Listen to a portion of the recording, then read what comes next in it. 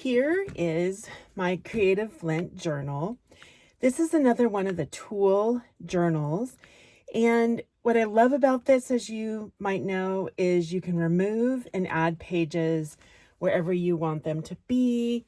And that's great for making mistakes. Also, I plan to use this journal for about 3 Lents, and I can make these rings bigger. You just order bigger ones and you can keep adding pages. All right. So I have a little protective section here. I'm going to have, this is just washi tape. I wrote Lent 2026. And then I just went on Canva and made this. I glued it on to a piece of paper. I have the Tool Hole Puncher. By the way, you don't have to get Tool, T-U-L, brand. There are lots of different brands of these, but I have the hole puncher so I can make these little fancy hole punches. I just pulled out a bunch of washi tape that I had on hand to make my cover. I still need to just write in this page what I'm giving up for Lent and what I'm adding in, which is the Creative Lent projects. That's what I'm adding in. If you read my Substack post, you know what I'm taking out. So here again, I just went on Canva. These are the books that I'm going to be using. I mentioned these and the websites in my Substack post. And then with the rhythm of my daily kind of creative invitation, I'm going to begin and close each one of those with just a simple 1 breath prayer. And I'm going to do 3 of those, maybe repeat the one I choose or do 3 different ones. It'll just depend. So I just wrote them there, like a little menu of those there. And then for each invitation, using washi paper, I just made section dividers. I'm sorry, washi tape. And I just put it on regular tool filler paper.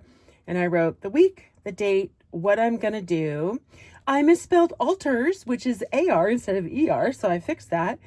And then some of the Bible verses that I'll be focusing on from the Lenten devotional that I'm using. I'm not going to recommend any Lenten devotionals because I don't have a favorite yet, and I think that's a personal choice. So you can use one of those or not, it just depends. But these are the verses I'll be looking at. And then what I did is, again, I went on Canva and I just made this format for each day that I'm doing a creative invitation. I'm doing the invitations Monday through Friday. So this is week 1. I've got my daily rhythm, which I outlined in the Substack post already. This is just a repetition of that. I can put the date, what the name of the invitation is, quick directions. And then if I just want to put any, like a power line, which would be my favorite line, or a line that moved me most, maybe from a Bible verse or from my devotional, I can put it there and I can note the reading. And then on the back of this, the back of each page, if I want to, I can do some journaling, but I have no expectation of that. So I just copied that 5 times for Monday, Tuesday, Wednesday, Thursday, Friday. During the first week of Lent, Ash Wednesday, Lent actually happens right after Ash Wednesday, but I'm starting the Monday before to get a week. I'm going to do just a quick journal entry about my thoughts during Ash Wednesday. Don't know what that's going to look like yet, but I put a paper in there for that. And then each week I'm basically repeating that pattern that I just did for the first week. The second week is Stations of the Garden, my readings, and then it's the exact same format. I just tweaked it a little bit on Canva. The only difference is the name of the invitation and the description of the creative invitation. So that's what I did for all of these. For the 6th week, I'm doing haiku for Lent. And I just wanted to note on there that what I'm going to do is on the back page, I'm going to do kind of my rough draft work, my final work. I want to include both of those just to see my crossed out lines and my process. And then if I want to take a favorite line from my haiku that I end up with, I'll write it right here, and then I'll just do a free write off that. So that was a little bit different for that week. And then at the very end of that week, I'm just going to write all 5 of my haiku together to notice any patterns for that. And then finally, the 7th week, basically, I'm sitting in silence. This will be the hardest one for me. And then at the end of that week, I'm writing a letter to Jesus about my Lent journey experience. I've added some paper for that. And then I have an envelope in this little pocket that says 2026 Lent letter, open on Ash Wednesday 2027.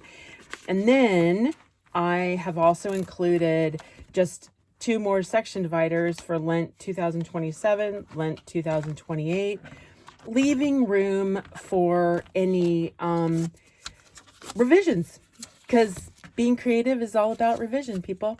I do want to show you a couple things just so you can get a visual of what some of the items look like. So this is the extra large plant label that I'm going to do my Stations of the Garden, where I might write a Bible verse or something from my devotional, maybe one of my haiku, I don't know. But basically, I just ordered these off Amazon. They're extra large metal plant labels. And then I got these little pockets. This is just an index card that I'll slide in here. And these are adhesive pockets. So that's what the Stations of the Gardens look like. Some of you might also be wondering what the Sashiko Slow Stitch looks like. And this is one I did during a 5-day challenge with Zen Stitching. It looks very complicated, but it's actually very simple if you watch her videos.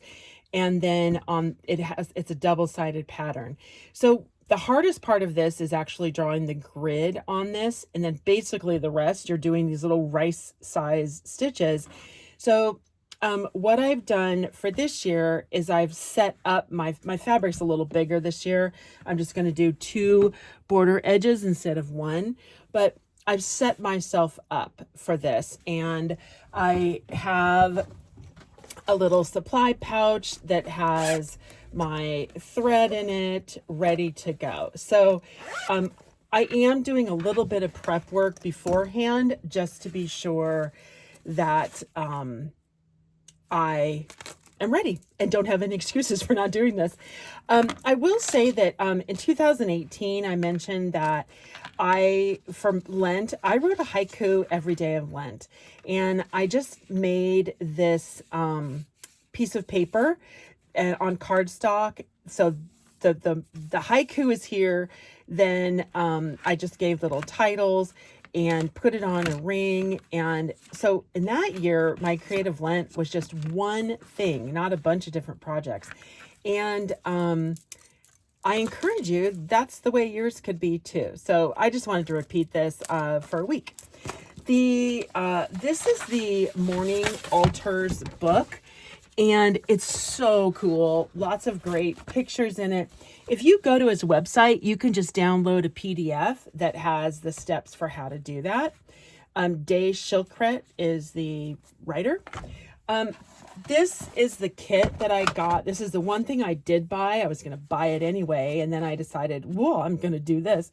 But this is a gel printing kit. It's about 20 bucks off Amazon. And what you do with this, it's super, super cinchy, I promise.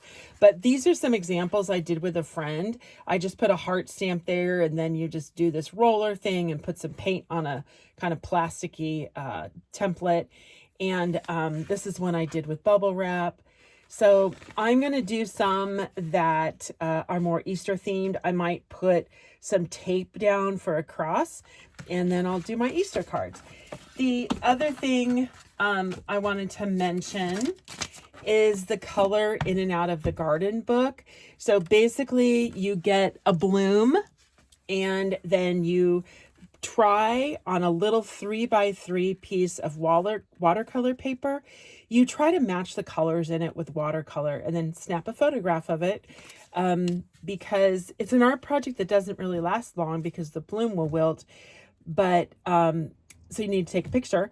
But the cool thing about this is your awareness and your noticing and your attunement to all the variety of colors is just astounding. So I really, really love this book. Lorene Edwards Faulkner.